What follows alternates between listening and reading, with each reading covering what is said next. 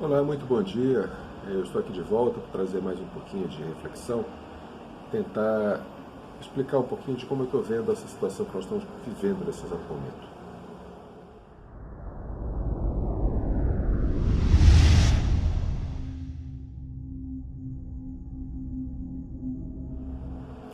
Bom, nós estamos hoje enfrentando uma epidemia, um problema de saúde que atingiu o nosso planeta todo. Começou numa região do planeta específica, provavelmente lá na Ásia, uma cidade com um mercado de produtos marítimos, de produtos marinhos. Essa é a história que se conta, essa é a história oficial. Não se sabe se ela realmente é precisa, se ela realmente tem um fundo de verdade bastante consistente ou não, mas é a história oficial que se conta. E de lá se espalhou para o mundo todo. O problema não é a contaminação, o problema não é o vírus, o problema não é a epidemia ou pandemia. O problema é o que se fez a partir daí. Porque epidemias sempre existiram, pandemias já existiram várias, mas nem sempre se agiu como se está agindo agora, porque na verdade agora existe um grande projeto por trás disso. Não é fácil a gente afirmar com toda certeza, com toda clareza que esse projeto existe.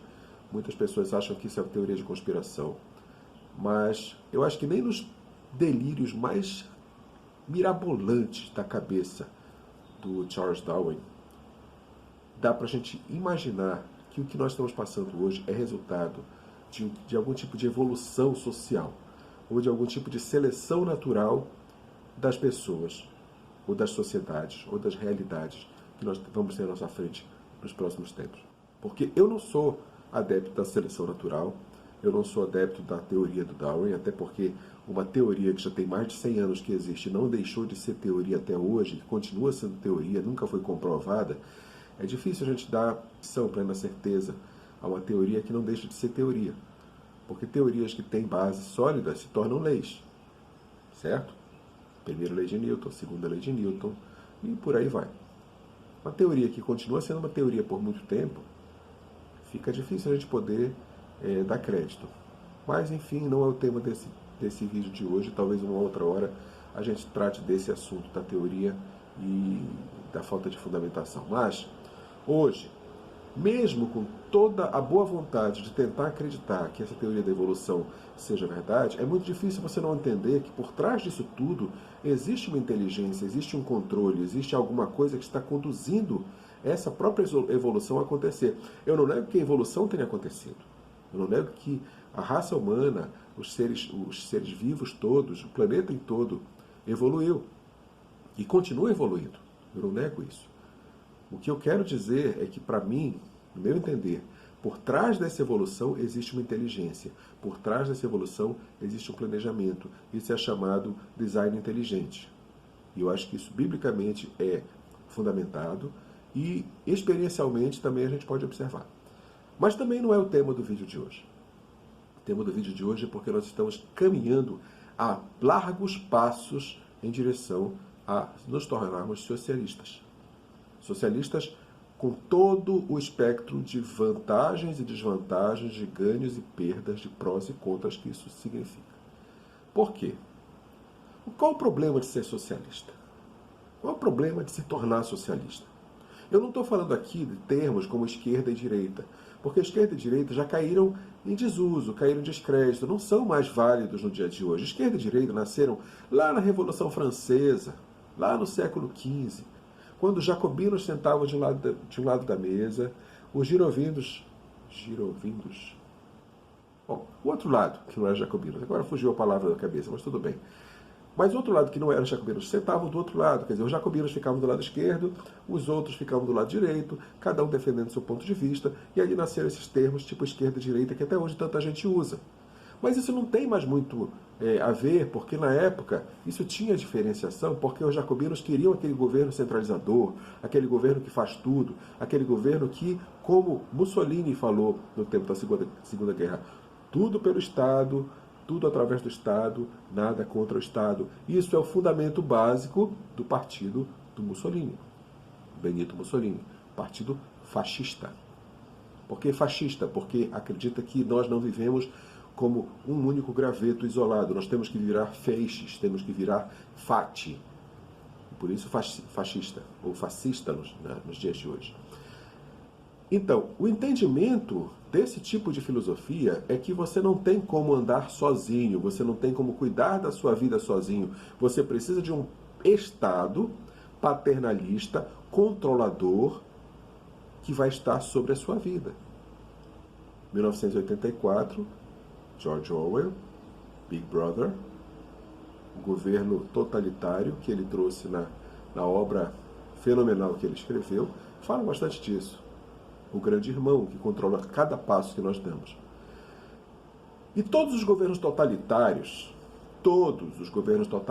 você pode colocar Stalin, Hitler, Lenin, Mussolini, Castro, Mao, vários governos totalitários que já passaram pela história, pela existência, sempre tiveram esse tipo de colocação. O Estado tem que ser o grande pai, o grande telhado que vai cobrir toda a população e suprir toda a população.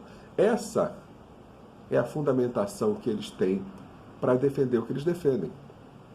Se você chama isso de esquerda, se você chama isso de direita, se você chama isso de socialismo, de capitalismo, de comunismo, o nome que você dá não importa.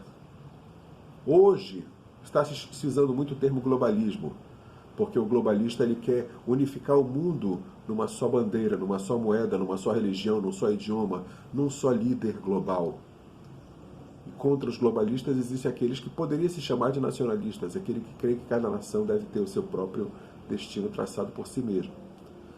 Então hoje tem essa diferenciação, mas essa questão de nomenclatura não importa.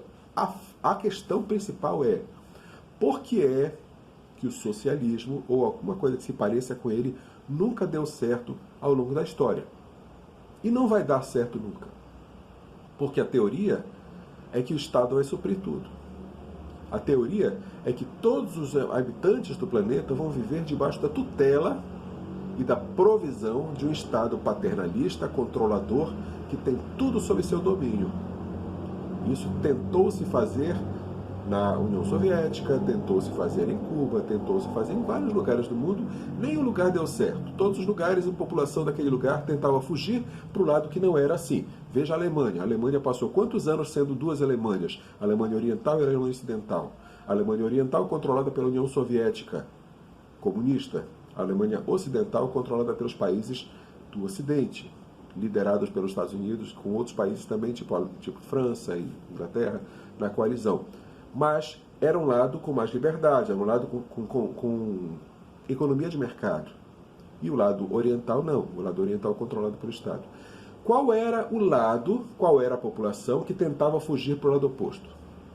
Algum alemão ocidental, um só alemão ocidental que estava do lado capitalista, do lado de economia de mercado, tentou fugir para o lado comunista para viver melhor? Não. Algum cidadão dos Estados Unidos, da Flórida, já fugiu nadando para Cuba para viver no paraíso socialista que eles dizem que são? Não. Mas quantos cubanos já fugiram para os Estados Unidos? Inúmeros. Quantos até já morreram tentando atravessar o mar nadando? Inúmeros. Quantos alemães orientais tentaram cruzar para a Alemanha Ocidental durante os anos em que a Alemanha era dois países? Inúmeros. Quantos morreram metralhados pelos soldados alemães orientais quando tentavam fazer essa travessia? Inúmeros. Será que é tão difícil entender qual é o lado que traz benefício e qual que não traz? O que está acontecendo hoje com as providências tomadas, principalmente por governadores e prefeitos, e capitaneados por um órgão, Organização Mundial de Saúde, que é submissa à Organização das Nações Unidas, a ONU. A ONU que tem sido nos últimos anos o grande artífice desse governo único, central, paternalista e controlador que está surgindo. Essa mesma ONU é a controladora e geradora da Organização Mundial de Saúde, que está fazendo com que os países entrem nessas quarentenas, nesses lockdowns, nesse controle de população, nessa nesse suicídio da economia dos seus países. Alguns países acordaram a tempo, e por mais que a economia já estivesse indo para a UTI, mas os países começaram a tomar providências e talvez a economia consiga sobreviver. Alguns países estão continuando no seu caminho em direção à cova, em direção à morte das suas economias. E quando a economia morrer, o que vai restar? O Estado. O que vai restar para aquele empresário que a empresa faliu?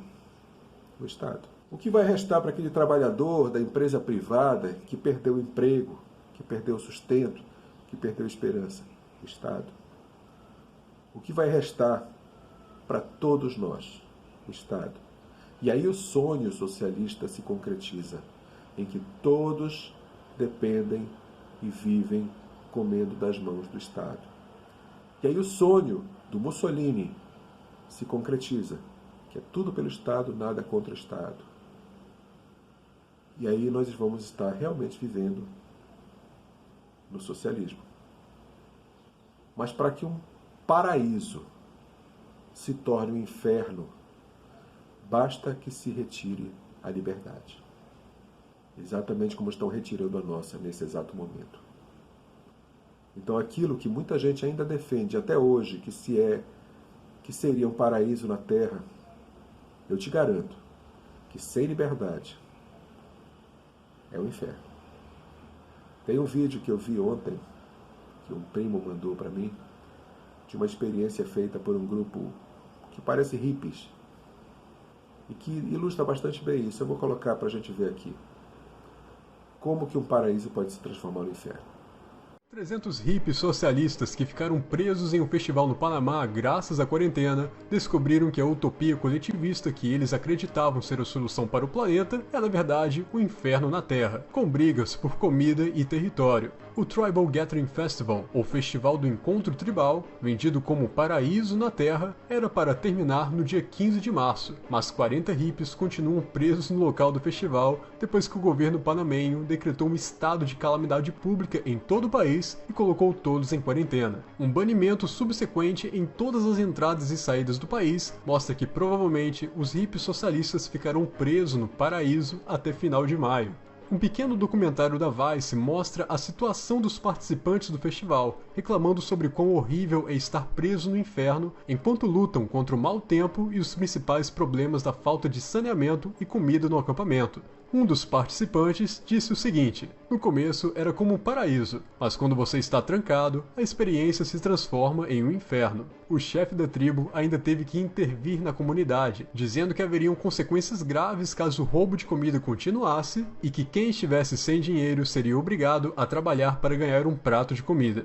A Vice relata que o festival foi projetado para ser um paraíso temporário, onde pessoas de diversas metrópoles ocidentais, como Londres e Nova York, poderiam aprender com as comunidades indígenas sobre como reequilibrar a sociedade e viver em simbiose com a terra. Mas bastou 2 semanas sem comida, saneamento básico e até tabaco, como apontado por um dos participantes, para mostrar o quão utópico é qualquer tipo de sociedade que acredita fielmente na bondade dos seus cidadãos e ignora que é impossível calcular o valor de produtos escassos em uma sociedade sem uma figura de mercado atuante dentro de uma comunidade. Resta saber se os socialistas sobreviverão por mais 2 meses sem papel higiênico e sendo obrigados a trabalhar para ganhar um prato de comida por dia.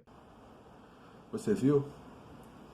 A promessa era de paraíso. A promessa era de prazer, lazer. Enquanto essa promessa parecia que ia durar poucos dias, todos gostaram da ideia, todos embarcaram nesse projeto. A hora que viram que a coisa durou mais tempo e que começou a terminar o dinheiro, começou a terminar a comida, o paraíso se tornou um inferno. E sabe o que vai acontecer? Quando esse Estado todo-poderoso assumir? Fome, miséria. E por que é, ou por que será, que o principal alvo dessa doença e do comportamento dos governantes está sendo, principalmente, eliminar idosos e população mais pobre?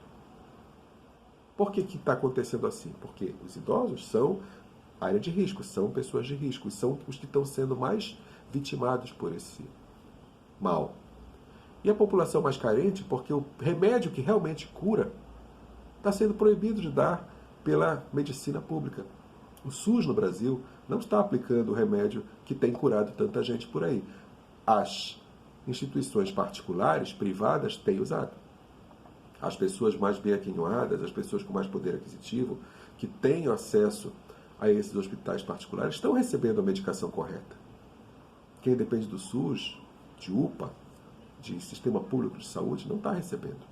Quem é que está levando a pior nessa história? É fácil perceber. E qual é o problema disso? Porque essas pessoas são as que mais pesam financeiramente ao Estado. Aposentados já não contribuem mais com o imposto, com o sistema de previdência. E recebem. Recebem a aposentadoria, mas não contribuem mais seus salários.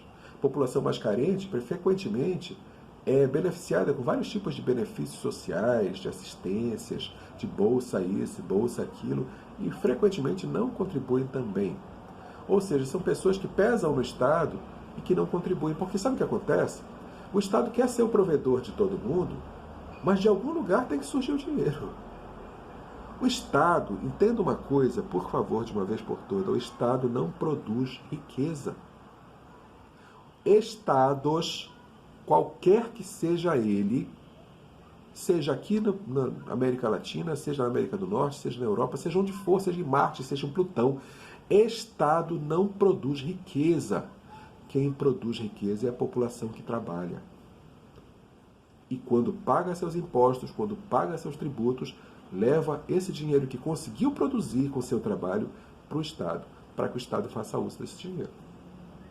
Agora imagine uma população onde quase todos não têm mais a condição de trabalhar, não têm mais o direito de trabalhar e de produzir essa riqueza. De onde vai vir o sustento do Estado para poder pagar tanta bolsa, tanto auxílio, tanto benefício, tanta coisa para a população que não está mais produzindo? Será que não entra na cabeça desse povo que isso não dá certo, que isso é falência certa? Aí vem alguém inteligentinho, diz, é só fabricar mais cédulas. Gente, vai estudar economia. Fabricar mais cédulas aumenta a oferta de papel moeda. Ou mesmo que seja digital, seja como for, mas de qualquer forma aumenta a oferta. A primeira lei da economia é a lei da oferta e da procura, ou da oferta e da demanda. Existe muita oferta, o valor intrínseco daquele bem ou produto ou serviço cai, porque tem muita oferta e pouca gente querendo consumir. Se você coloca muito dinheiro no mercado, o valor desse dinheiro não vai ser mais o mesmo que era antes.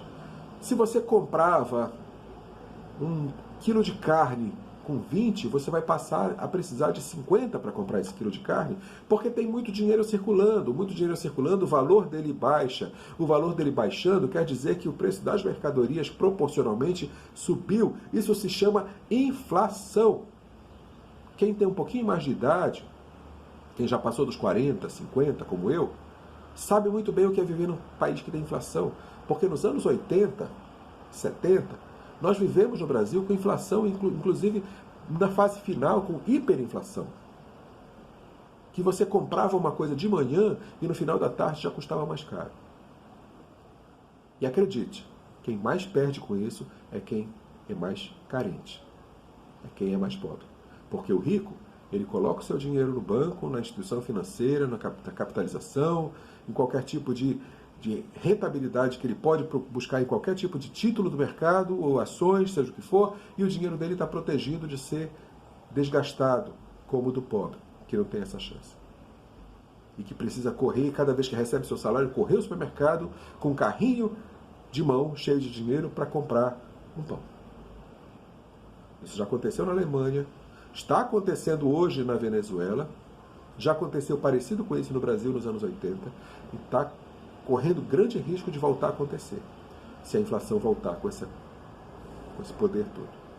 E nós estamos fazendo tudo o que é preciso, estamos seguindo cada item da cartilha para que isso aconteça.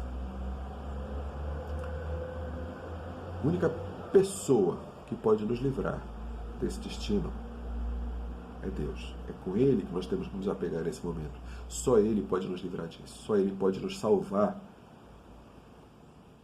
Porque os planos de quem tem o controle de todas as coisas a nível humano, porque o controle acima desse é de Deus, mas Deus permite que as coisas aconteçam para que nós possamos saber que nós precisamos dele.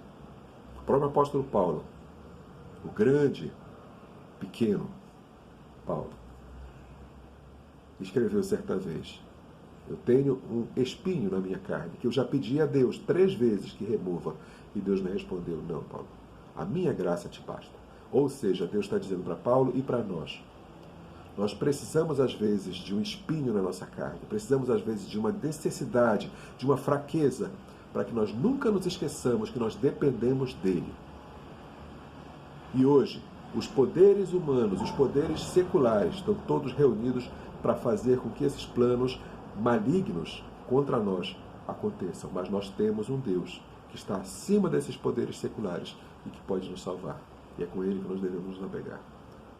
Porque está se chegando o dia em que esse projeto vai ser concluído e quem não estiver bastante alinhado com o Criador pode ter uma surpresa bem desagradável.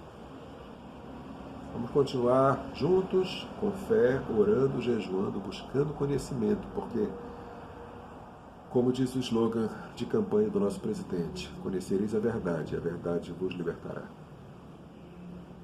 Vamos continuar caminhando e buscando um destino melhor do que nós temos hoje. O Senhor te abençoe, te guarde, faça resplandecer o seu rosto sobre ti, tenha misericórdia de ti, te dê paz. Eu oro para que nós possamos encontrar um destino benéfico para todos nós. Em nome de Jesus. Shalom.